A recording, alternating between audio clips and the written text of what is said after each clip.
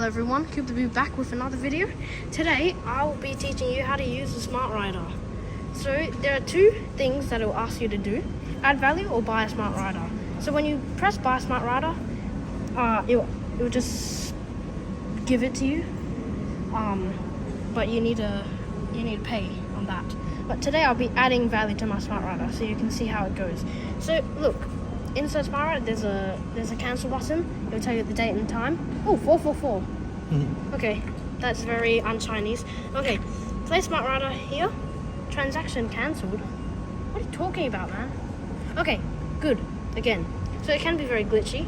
So today I'll be adding $5 to my SmartRider. Okay, present payment card. So I got a Westpac.